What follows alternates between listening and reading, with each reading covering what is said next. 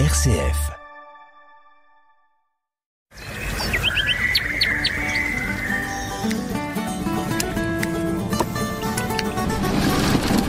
Vous écoutez l'agriculture en question, l'émission qui vous plonge au cœur de l'agronomie. Présentée par Hubert Cartel. Chaque semaine, cultivons ensemble l'avenir de nos terroirs. Bonjour à tous, bienvenue dans notre émission L'agriculture en question. Et pour répondre aux questions sur l'agriculture, avec moi notre invité Jean-Marie Lette. Bonjour Jean-Marie. Bonjour Hubert, bonjour aux auditeurs. Eh bien Jean-Marie, aujourd'hui la question que nous voudrions traiter pour instruire nos auditeurs, ce sont les accords internationaux. Les accords internationaux dont on a beaucoup parlé au fil du temps et qui nous laisse l'impression aujourd'hui que tout ça, c'est un peu une histoire terminée. Une histoire terminée avec un repli des gouvernants de chacun des pays sur leurs frontières, avec des notions comme souveraineté qui apparaissent régulièrement dans tous les discours, avec le sentiment qu'on n'a plus envie de faire les affaires ensemble. Alors, est-ce qu'on pourrait revenir à l'origine des accords commerciaux internationaux? Qu'est-ce qui les a structurés au fil de l'histoire? Voilà, alors il faut revenir aux années post-Seconde Guerre mondiale. On sort de la guerre mondiale. Il y a eu des désordres économiques, notamment dans les années 30. On se souvient aussi de tout ce qui s'est passé à cette époque-là. Et bien, dans un élan de paix au niveau mondial, on décide de mettre en place des structures qui vont garantir quelque part la paix, qui vont favoriser finalement le commerce entre les différents États dans le monde. Je crois que c'est important, Jean-Marie, de souligner quand même que on revient aux profondes crises économiques des années 30. Et ce sont les crises économiques des années 30 qui ont vu déjà à cette époque-là un repli des pays sur leurs propres frontières. Et avec les guerres qui ont été déclenchées ensuite, et la dernière guerre mondiale en particulier. Voilà, on tire la leçon finalement de ce désordre économique et de la guerre qui a suivi ces désordres économiques. Donc en sortant de la guerre 39-45, en sortant de la guerre, il y a un certain nombre de penseurs influents, qui disent développons le commerce ensemble et on ne fera plus la guerre. Voilà, c'est effectivement une pensée assez libérale qui se met en place. C'est le libre-échange. C'est le libre-échange qui va garantir que le commerce va progresser entre les différents États. Alors, quelle est la théorie économique? Vous l'avez dit, libre-échange, mais cette théorie économique avait été structurée, elle avait été théorisée. Voilà, c'est effectivement Ricardo qui a théorisé cette théorie économique. L'idée, c'est le grand élan du libéralisme. C'est l'idée que, chaque pays a des atouts concurrentiels et que, en ouvrant les frontières, finalement, chaque pays va profiter de cet atout concurrentiel pour développer partout dans le monde cet atout concurrentiel. Donc, ça porte le développement économique du pays qui est le mieux placé pour produire ceci ou cela. Voilà. Et alors, donc en plus, il y a cette question de l'équilibre du marché par l'offre et la demande. Voilà, c'est exactement ça. C'est l'offre et la demande qui va créer le marché. Et celui, bien évidemment, qui est le mieux placé en matière de coût, c'est lui qui va profiter du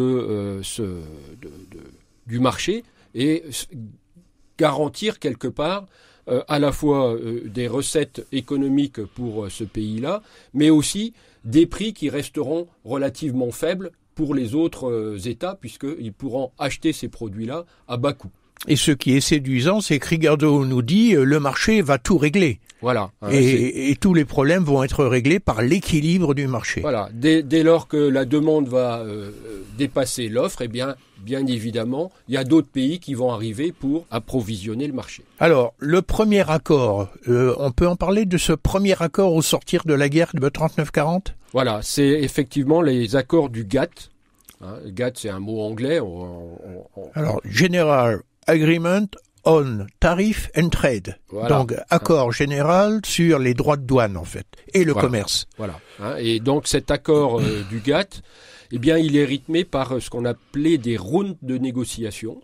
C'est-à-dire que tous les 7-8 ans, eh bien, l'ensemble des pays qui constituaient le GATT se mettent autour de la table pour discuter eh bien, de choses qu'on va mettre en commun et de barrières douanières finalement qu'on va abaisser au fil du temps. Et l'agriculture a été impliquée dans le GATT à partir de quelle époque ? À partir de 1993, c'est ce qu'on a appelé l'Uruguay Round. C'était d'ailleurs le dernier round de négociation du GATT, puisqu'ensuite il a été remplacé. Et il a été remplacé par quoi ? Par l'OMC, l'Organisation mondiale du commerce. Et cet Uruguay Round, on peut en parler un petit peu, puisque en matière agricole, par exemple, il y a eu un vrai deal qui a été mis en place et qui a eu des conséquences quand même sur l'agriculture après cette négociation. C'était en gros, dans le monde, on reconnaît les aides agricoles de la PAC, puisque c'est l'époque où effectivement il y a eu beaucoup d'aides qui ont été mises à la PAC, et en contrepartie, eh bien, l'Union européenne ouvrait ses frontières aux oléagineux, et notamment aux oléagineux américains.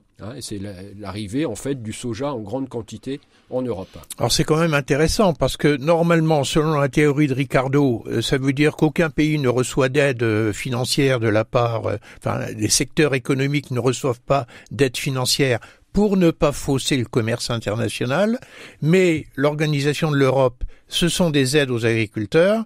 Donc, comme il y a des aides, il faut compenser par quelque chose. Voilà. Et c'est en fait ce qui a rythmé tous ces rounds de négociation. C'était de la négociation. Je te donne ça, tu me donnes ça, et voilà. Et parce que tu aides ton agriculteur, tu dois concéder ceci, quoi. Voilà. Et les Américains concernés également, d'ailleurs, parce que l'agriculture américaine, on sait qu'elle est très aidée. Tout à fait. Donc, il y a des équilibres et des négociations permanentes, et c'est amusant, parce que ça s'appelait des rounds, comme à la boxe. Oui.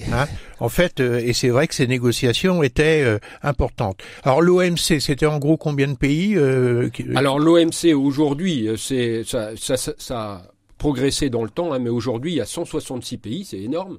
C'est la quasi-totalité. Tous les grands pays sont dedans, la Chine, tous ces pays-là sont effectivement. Alors, ce sont des pays qui ont pris des engagements de respecter certains abaissements de droits de douane, certaines quantités de produits pouvant circuler, et je suppose que tout ceci est contrôlé. Voilà, c'est un peu l'originalité du GATT, c'est-à-dire que en plus des accords commerciaux qu'on peut mettre en place, eh bien, on va régler aussi les différends commerciaux. Et l'OMC sert à ça. Il sert à régler les différents. Donc c'est une police, quoi, du commerce. Voilà, il y a un tribunal à Genève qui règle ces différends commerciaux entre les États membres. Et qui, quand ils aperçoivent des non-respects, mettent des amendes. Exactement. Des millions de dollars d'amende. Voilà, l'Europe a été concernée plusieurs fois sur le sucre, sur un certain nombre de produits concernant ces différents commerciaux. Et donc, cet OMC, ça a marché ou pas ? Alors, cet OMC, il a très bien marché. En gros, l'OMC, il y avait trois grands principes. L'OMC, comme a pris la suite du GATT, c'est toujours quelque chose de très libéral. D'abord, réduire les barrières douanières. Toutes les taxes à l'importation, on essaye de les réduire au maximum. On élimine les subventions à l'exportation, qui existaient également, mais il y en a pratiquement plus ou plus beaucoup aujourd'hui. Et puis, l'idée aussi, c'est de réduire les aides à la production, et notamment les rendre moins distorsives du commerce. C'est pour ça que l'Europe, progressivement, a continué à aider les agriculteurs, mais de façon différente, non plus en subventionnant des produits, mais en donnant des aides à l'agriculteur. Oui, donc en fait, l'OMC est quand même un peu responsable de l'abaissement des soutiens à l'agriculture française. Complètement, oui, elle en fait partie. Alors, ça, c'était à une époque. Il me semble qu'aujourd'hui, les choses sont un peu différentes. Alors, aujourd'hui, on va dire que depuis une dizaine d'années, l'OMC a beaucoup de mal à bien fonctionner, parce que ça devient très compliqué de se mettre d'accord à 166 pays autour d'une table dans une discussion, compte tenu des conflits et des intérêts divergents de tous ces pays. Donc, voilà, et le libre-échange, on a vu avec le Covid, avec tout ça, toutes les limites finalement du commerce international et de la dérégulation du commerce international. Et aujourd'hui, eh bien, on revient à un certain protectionnisme. Chaque marché, chaque pays veut finalement protéger un peu mieux ses productions. En gros, l'OMC était faite pour fonctionner dans un univers pacifique. Exactement. Et dès l'instant où il y a des conflits, il est certain qu'il y a des intérêts géopolitiques qui interviennent et du coup le commerce est victime de ça, quoi. Ouais, exactement. Et on voit bien avec l'arrivée de Trump que ce protectionnisme va encore amplifier dans les années à venir. Alors aujourd'hui, à la place de l'OMC, qu'est-ce qu'on trouve ? Alors qu'est-ce qu'on trouve ? Eh bien, à la place de l'OMC, on trouve finalement des accords entre groupes d'États, des accords multinationaux ou des accords bilatéraux, voilà, à petits groupes de pays qui se mettent d'accord. Comme le Mercosur, en fait. Exactement, c'est l'exemple type, c'est le Mercosur, qui est en discussion et qui pose beaucoup de problèmes aux agriculteurs. On a eu l'occasion de l'évoquer. Et finalement, chaque petit groupe d'États, c'est le cas de l'Asie avec d'autres pays, chaque groupe d'États met en place des accords en bilatéral. Alors on avait eu à une époque des discussions assez fortes entre l'Union européenne et le Canada, je me souviens. Voilà, c'est ce qu'on... Est-ce qu'on peut faire peut-être un petit bilan de ça ? Est-ce que vraiment ça a été défavorable à l'Europe ou à l'agriculture française ? Alors c'était effectivement ce qu'on a appelé le CETA, ça a été signé en 2016, donc ça remonte déjà à quelques années.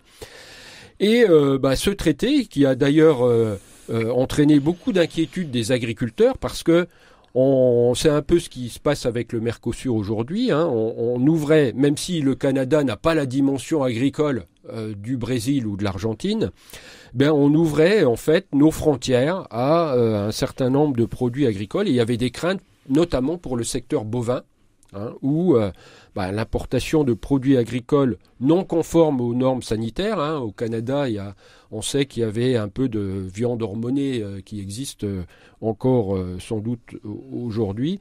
Et puis des mesures environnementales un petit peu différentes. Et donc, on s'aperçoit quand même que dans le cadre de tous ces accords internationaux, se pose toujours la question des process de production, la question des obligations imposées aux producteurs ici ou là, et que tout ceci crée des distorsions de concurrence. Voilà. Et c'est pour ça d'ailleurs que les agriculteurs demandent fortement à ce qu'il y ait des clauses miroirs. Alors c'est quoi une clause miroir ? Alors la clause miroir, c'est quoi ? C'est simplement une garantie que ce qu'on va importer est produit de la même façon que ce qu'on produit en Europe. Avec les mêmes contraintes, avec les mêmes normes. Voilà, avec les mêmes contraintes et les mêmes normes. Mais enfin, c'est quand même pas très facile parce que la mise en place de normes suppose des accords quelquefois difficiles à obtenir sur des zones géographiques de la planète et on imagine que c'est quand même très compliqué de faire la même chose avec l'autre zone avec laquelle on discute. Complètement. Ça pourrait fonctionner si tous les pays acceptaient ces normes. Acceptaient ces normes. Mais ça devient très compliqué pour un agriculteur de dire moi je produis pour tel pays donc j'ai telle norme ou je produis pour tel pays et j'ai telle norme. Donc c'est quelque chose d'assez compliqué à mettre en place. Voilà, merci beaucoup Jean-Marie parce que je crois qu'on a bien éclairé nos auditeurs sur les enjeux pour l'agriculture française de ces accords internationaux. Merci beaucoup, à très bientôt sur RCF. Au revoir.